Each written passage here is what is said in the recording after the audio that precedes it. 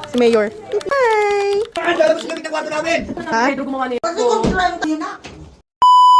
Napa-drive-thru nga kami at yung kalat na lang ng pinagkainan namin yung na-videohan ko. Papunta kasi kami ngayon sa Alfonso, Cavite dahil nagkayayaan na naman nga ang pamilya na mag-swimming. Birthday din kasi ng so much pretty kong pamangkin na si Pefrey. Noong nakaraang linggo nga lang, nag-swimming din kami sa Laguna. Kaya nga lang, sa sobrang daming ginagawa, nakalimutan ko na mag-video-video. Nawala tuloy sa isip ko na pwede ko pala i-capture yung moment o yung memories para may babalikan kapag katagalan. Nakakatuwa kasi na pagdating ng araw, mapapanood nyo yung mga dati nyong ginagawa ng pamilya. Lalo pa kung naglakihan na yung mga bagets sa pamilya. Kaya naman mapapanood mo kung gaano sila ka-cute at nakakatuwa nung kabataan nila. Mabuti na nga lang talaga at nauso tong mini vlog na pwedeng gawin ng kahit na sino. Na kahit hindi ka professional vlogger ay pwede mo tong gawin. At mababalikan mo nga yung mga memories at bonding nyo ng pamilya mo. At nakarating na nga kami dito sa location ng pagsiswimmingan at kung saan magba-birthday din ng pamangkin ko. Ito nga pala ang pangalawa kong kuya na tatay ng birthday celebrant. At ito naman nga ang aking Diyosawa na suming na rin ang mga oras na yan. Pagpasok mo pa nga lang sa loob ay bubungad sa'yo agad ng swimming pool area. At napakaganda nga ng master bedroom dito sa baba. Dito na nga din kami pumesto ng mga anak ko at ang Diyosawa para iwas akit panaog na din sa hagdan. Inaangkin pa nga nitong panganay kong kuya itong baba pero hindi pa rin siya nagwabi. At ito na nga ang baby kong maliit na cute na dahilan kung bakit madalas nag-a-adjust sila sa yung mga baby kasi hindi pa yan sila nakakapagsalita. Kaya naman dapat pinibigyan sila palagi ng maayos at komportabling environment. Tamang picture nga ang mga bagets ng tatapi nila. Habang ako sinimulan ko naman libutin ang aming pag-i-stay. Ito nga ang sala nila at videoke area kung saan nakasalubong ko nga tong tito at tita ko at sabi ko nga kaway-kaway sila. Napakaganda at very aesthetic nga itong lugar na napuntahan namin. Nakasalubong ko nga tong pinsan ko na inasar-asar pa ako. Kaya naman inasar-asar din namin tong asawa ng aking kuya. Dahil talagang ganap na ganap yan sa pagtuturong lumangoy sa mga bagay. Ito naman ang aking hipag, pamangkin at anang kumpogi. Na talaga namang ganap na ganap din sa pagiging mami Moana. Yung pamangkin ko nga kasi Moana ang peg niya, ngayong 3 years old na siya. Habang kwentuhan nga lang muna kami dyan. Ito nga pala yung dalawa kong pamangkin na langoy na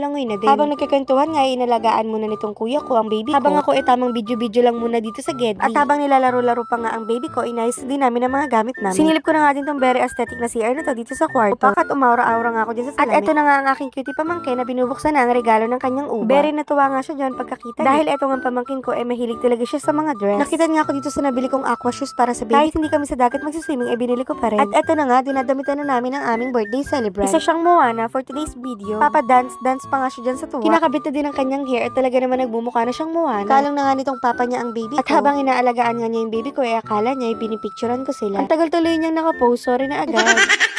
At ready na nga itong little Moana namin. Lumabas na nga kami para humanap ng perfect na lugar kung saan namin siya pipicturean. Ang peg kasi ni Moana ay mala Farmville, diba? Opak, aura, ganun. Ito na naman ako, naglalaro ng ganda-gandahan. Nakahanap na nga kami ng lugar at di na ako nakapag-video dahil ako nga yung nag-picture dyan. Tapos na nga kami mag-photoshoot sa birthday celebrant at pinicturean na namin ng mga bagets dahil complete attendance sila ngayon. Tuwang-tuwa nga tong pamangkin ko dito sa napakalaki niyang lollipop. At ito na nga ang regalo sa kanya ng kanyang mami at daddy na napakalaki din. Grabe nga